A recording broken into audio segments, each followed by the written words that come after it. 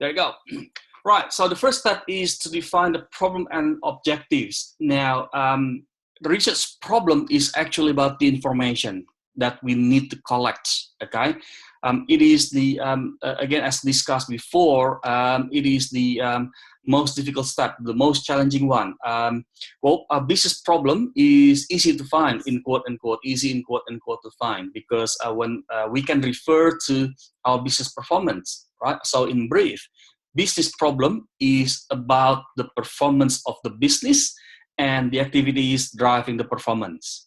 Okay, so this is, if we talk about business performance such as sales, profit, or market share, that means we talk about the business problem. Okay, and if we talk about the advertising campaign driving the business result or business performance, that means we talk about business problem. Okay, so we may look at that kind of symptom, like our sales achievements, for instance, or market share achievements. Then we ask ourselves, what is wrong in here? All right. When we try to answer what is wrong in here, and we say, okay, we don't know a few things. What the areas that we don't know is actually about the information that we need to collect, and that is actually a research problem. Okay, so for instance, let's say our sales is declining, right? Then we make some guesses why our sales is declining. Well, when we make our guesses from marketing perspective, we look at the company. In this instance, the product that we offer for the customers, the brand that we offer, the brand that we offer for the customers, and we also look at the competitors. What are they offering? Okay, we also look at the third C that we look at is the consumers. Are they changing or not?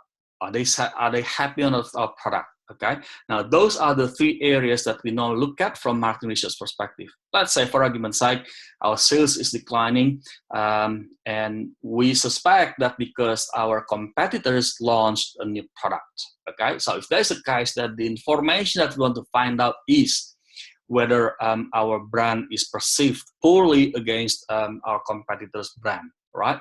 So that is a research problem, right? We need to find out the perception in the consumer's mind about our brand in the competition, okay?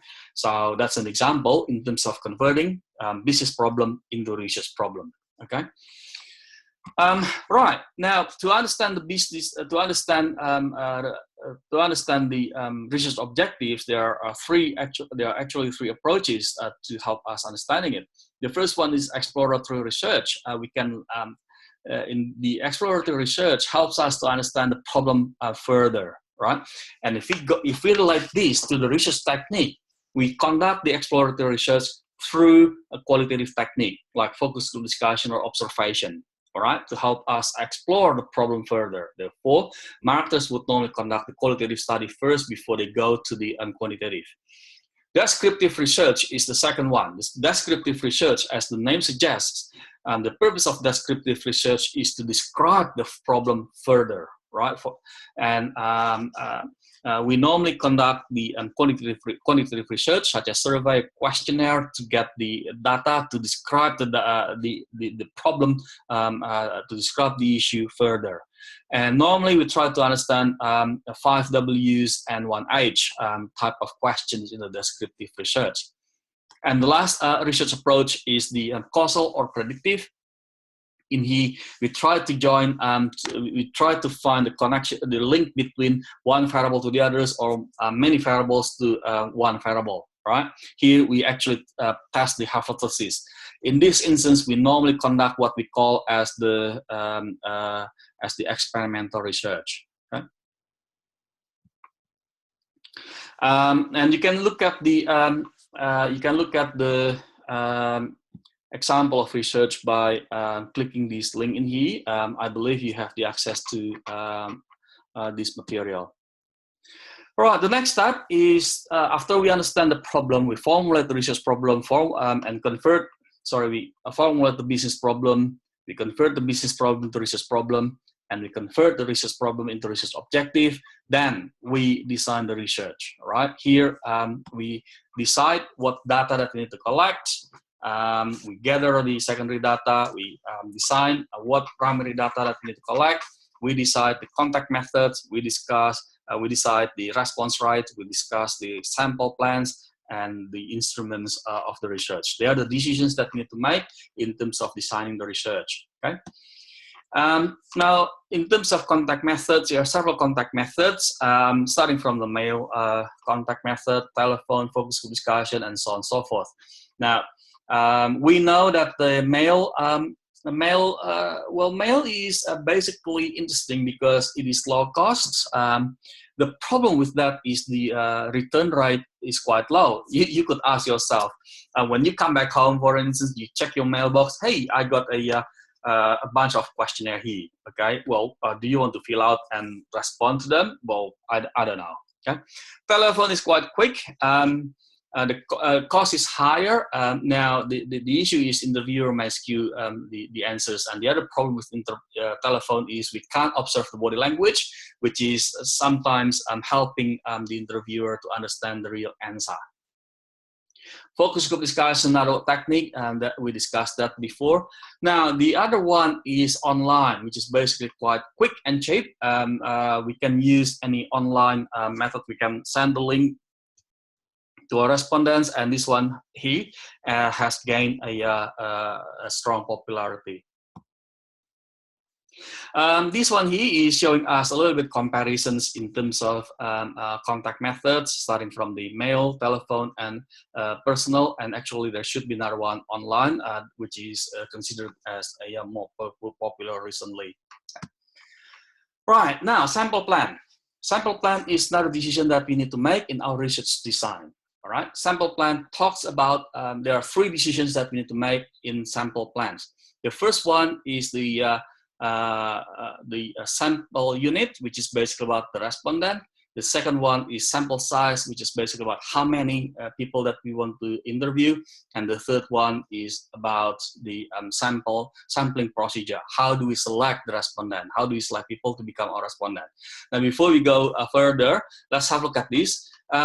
In real life, we cannot interview the entire population. Let's say in Australia, we have around 23 million people, more than 23 million people in Australia. We can't survey all 23 million people, all right?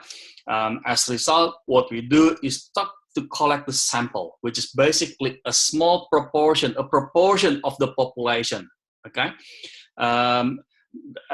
Since we collect the number of we collect the sample from the population, we need to ensure that it has met the representativeness principle in our sample, right? So the sample should reflect the population. Otherwise, we can't generalize the finding to the population, right? Now, a little bit of story in terms of sample. In 1930 something, I think 36, and in America there was an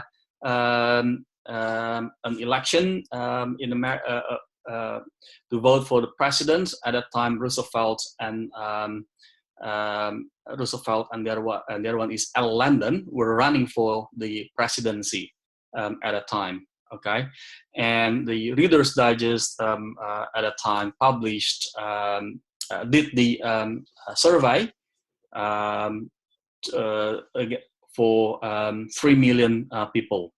Okay, they predicted the L. Landon would win the election, and the other one, Gallup, predicted their sample size was only 2,000 people, and they predicted that Roosevelt would win the election. And we know that in American history that Roosevelt is that L. Landon had never become a president.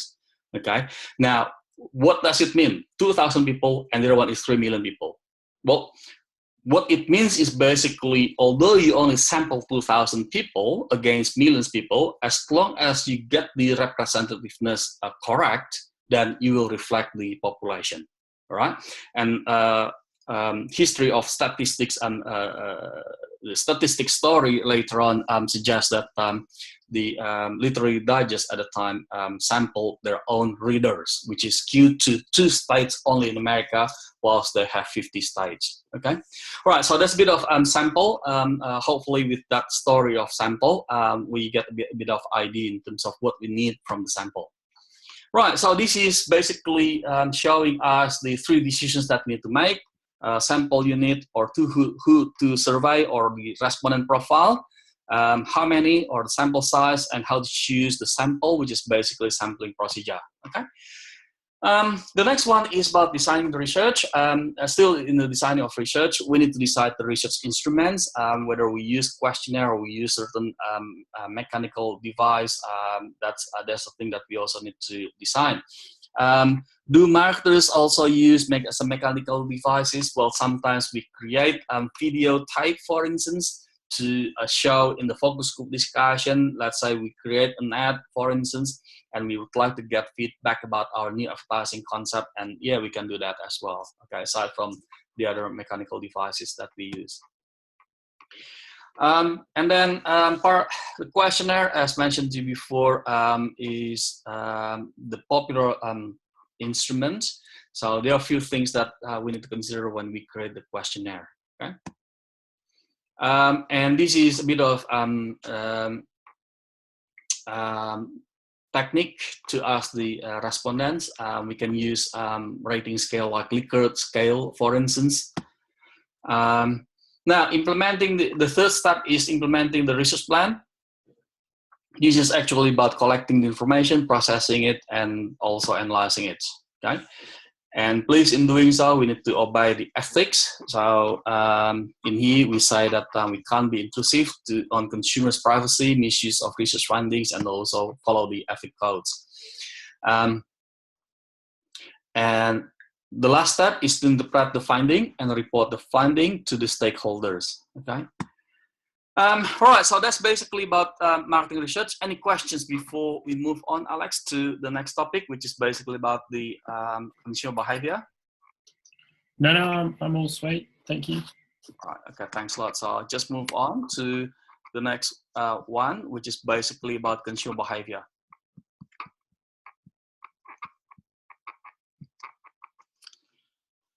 Okay, look, the reason why we discuss consumer behavior is I believe the uni offers this subject as a standalone subject, as well as market research as a standalone subject, because these 2 topics are large topics. But again, as I mentioned in my introduction in week 1, this subject is basically about everything, a bit of everything, right? We'll be learning marketing research, we'll be learning consumer behavior, we'll be learning strategic marketing a little bit, we'll be learning about a bit of management concepts such as SWOT, for instance, okay?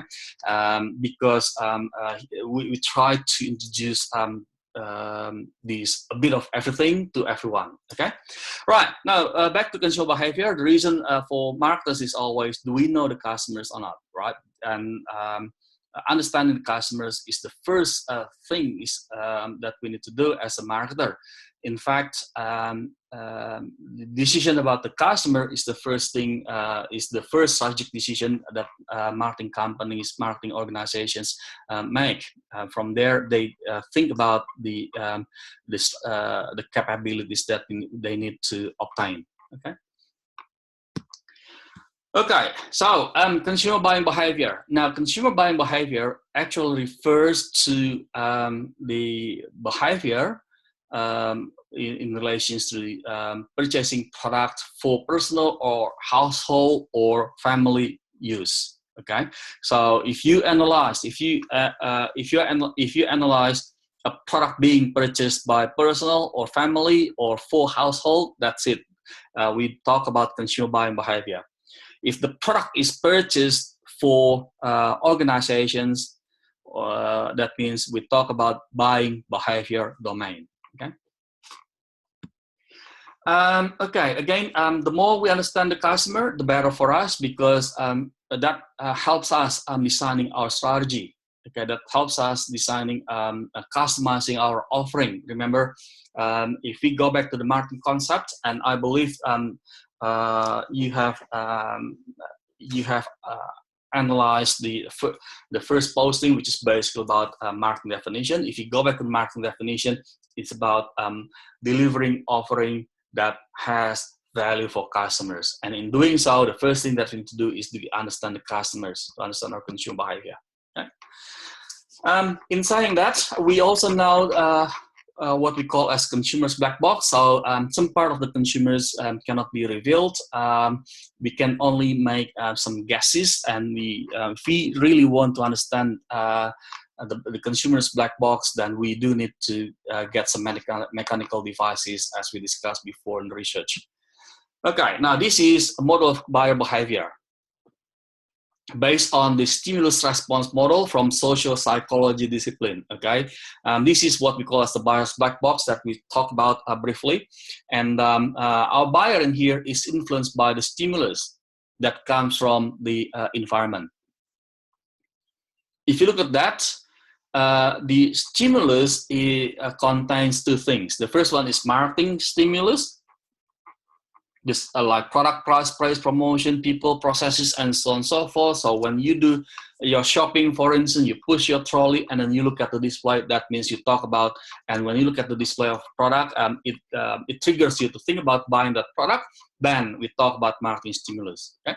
The other one is the others. If you look at that, they are the larger societal forces or macro environmental forces like economic, technological, social, and cultural. Okay, now this is basically the input to the buyer's black box. Why do we call buyer's black box? Because we know a little bit, we can't observe that.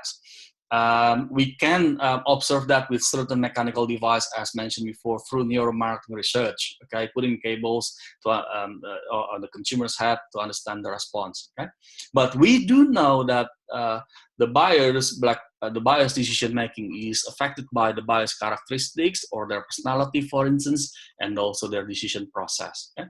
And we can also observe the buyer's response. Right? Like what brand that they purchase, how many they purchase, the company relationship behavior, and so on and so forth. Okay? The other thing that I'd like to highlight is there are factors affecting consumer decision-making process. We have three groups of factors: the situational factors, the psychological factors, and also the social influences, social factors that influence buyers' decision-making. Okay. Now, the other thing that we're going to, there at the rest of the presentation slides, basically, we thought you'll be able to find each factor, but we are going to discuss just some of them as an example. Okay.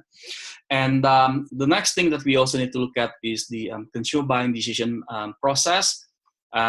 Consumer buying experts suggest that consumers go through these 5 stages in making decision. The first one is the problem recognition. In here, consumers are aware that there's a gap between the desired state and the actual state. All right? It can be triggered by internal, in this instance, internal needs. It can be triggered by external, such as friends talk to them, hey, I just bought this product. It's fantastic. I love it. I love it. I love it. Okay. And that may trigger us to think about, yeah, why don't I buy that product as well? Because I think I need it. Okay. Or we look at the advertising campaign, we look at the display, for instance, that is external. Okay. So that's problem recognition. All right. Again, problem recognition is the stage where we find a gap between the desired state and the actual state, and it can be triggered by internal or external. And then we move on to the information search. The information search in here is basically about research. We research the information to collect more information, so we get options. All right. There are 2 major sources. Actually, there are more than 2, but the 2 major ones in sources of information include commercial source of information.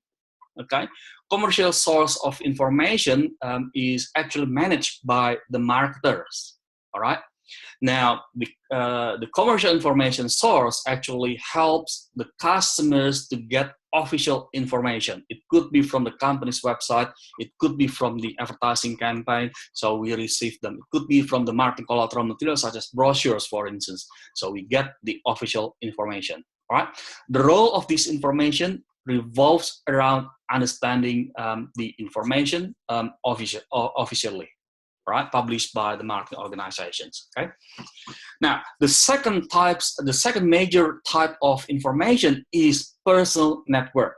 Okay, personal network is basic information from the personal network is basically information from our friends, relatives, right?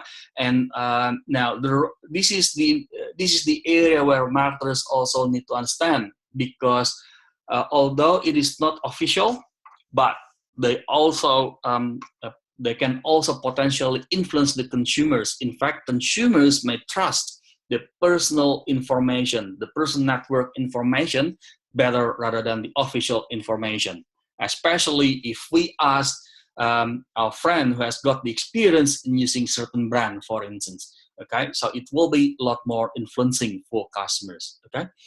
Again, the outcome of the information search would be options. We may have more than 3 options, 4 options, 5 options. Okay, then we go to the next stage, which is basically evaluation of alternatives. In here, we juggle each option. All right, in terms of what? In terms of the product quality, features, design, price, including the salesman, including the dealer that we talk to, and so on and so forth. We look at pluses and minuses here, right? So the purpose in here is our consumer to narrow down to 1 or 2 options, right? So we can move on to the purchase stage. Now at purchase stage, we action purchasing it. Along the way, we may still our consumer may still be influenced, right?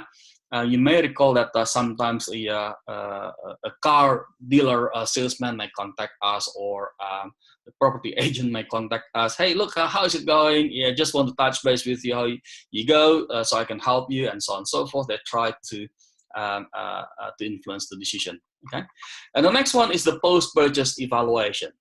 Post-purchase evaluation is basically the last step. Okay, the post-purchase evaluation basically revolves around whether consumers are happy or not, satisfied or not with the decision, and or they are not happy with the decision. Okay, so that's basically the consumer buying decision process that contains 5 stages.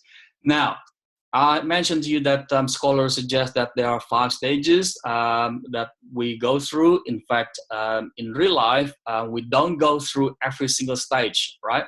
There are some occasions where we skip some of the stages. Okay, now let's have a look at it. Okay? This is the problem recognition, as we discussed before. Okay, the information search. Okay. And evaluation of alternatives, purchase, post-purchase evaluation. Now, in terms of decision, we also need to look at the level of involvement, which is basically about the degree of interest in the product.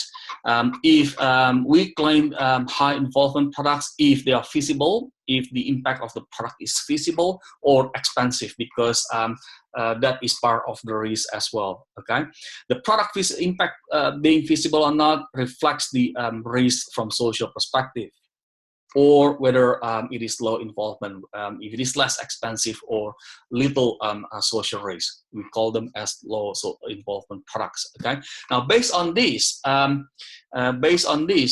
you can also explain what kind of product, what kind of purchase that you consider as high or low involvement. Okay, bottled water is an example of low involvement because it is not that expensive, and it doesn't attract high social risk as well. Okay, car, yeah, maybe high for a lot of us because the cost incurred.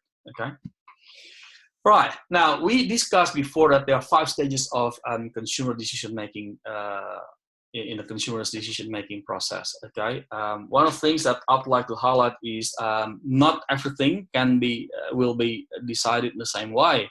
For instance, consumers may skip some of the stages if they are in the routinized or habitual response behavior. Okay.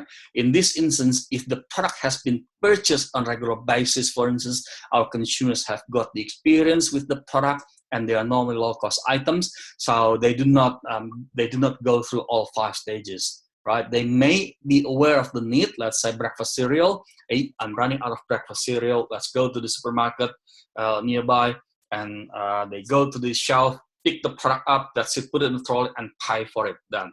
Right? So it's what we call as the habitual response behavior or routinized response behavior. The next level up is the limited problem solving. In this instance, our consumer thinks that the risk is moderate if they do wrong purchase, but it is not that high. All right. So what they do is to go through every single step in the consumer decision making process, but it's not going to be comprehensive. Okay. And at the highest level, it is what we call as the extended problem solving. In this instance, our consumers believe the risk of regret, right, financially or socially, is quite high.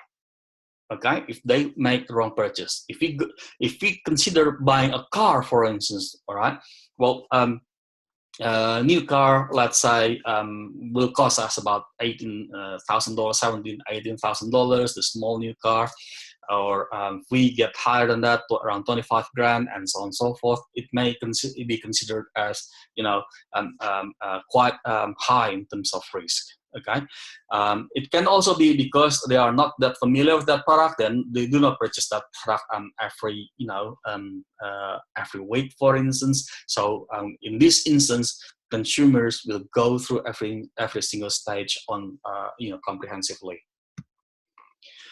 Okay, this is a bit of comparison among the 3 in terms from product cost perspective, search effort, and also time spent and brand preference among the 3 decision making process. Okay. We also have what we call the impulse buying. In this instance, the consumers do not plan purchasing it, and they normally the products are normally available at the place where consumers can grab it easily, like the cash register. All right, now this is about the situational influences on buying decision process. Our consumers are also influenced by the situational influences, and that includes the physical surroundings, social surroundings, like our friends. If we go out, hang out with our friends, and at some point of time we look at the windows, all right, something happening in there, and we may be influenced by our friends as well. Time dimension, purchase reason, and also mood of the consumer, which is partly situational. Okay. And the next one, psychological influences, that includes the perception, motives, learning, attitude, self-concept, and lifestyle. As mentioned to you, we are not going to discuss everything. Please go through your prescribed e-text for more information, just picking up a few things in here. The first thing that I'd like to bring to you is the perception, which is basically about the process of selecting, organizing, and interpreting information. So here we construct the meaning of the information. And the second one is information input, which is basically about sensations that we receive through the sense organs, such as sight, taste, hearing, smell, and touch. Okay. Just a brief question here. How many advertising messages that you think you have seen so far this week? Oh, once. Heaps, really. Yeah. I wouldn't be able to put a number on it. Yeah. They're everywhere. Yeah, I know. A lot of them. And how many do you remember?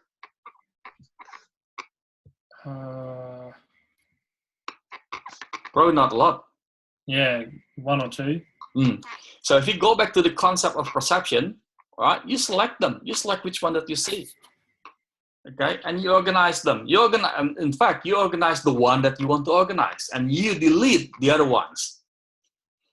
Okay, the same thing to the interpretation. You interpret the one that you want to interpret because it is more relevant to you. and you delete the others. All right, I don't care the others. I don't know what that is. Okay, so that's fact because our brain,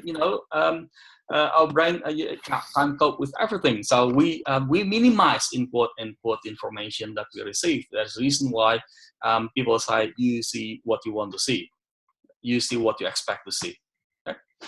Right, bit of process in terms of perception. I'm not going to discuss that further.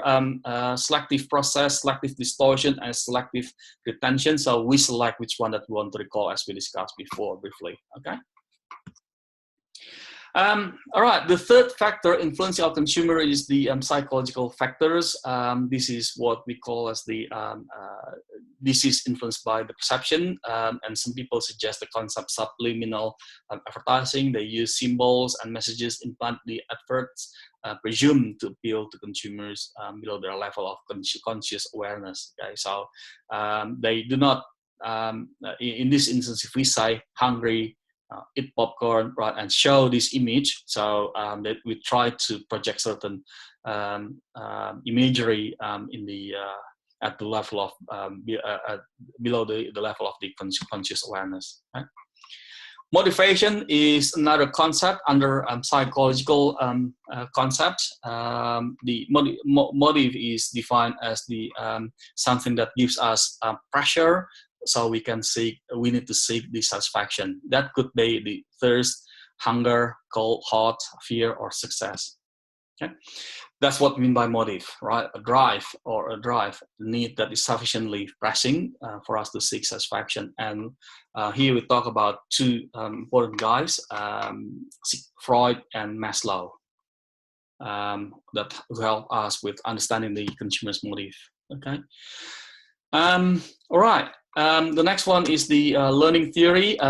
Learning in here is based on the learning theory that people's behavior is learned. So we learn our behavior from our environment. Okay, and sources of learning includes this area here. Okay, attitudes, another concept. Okay.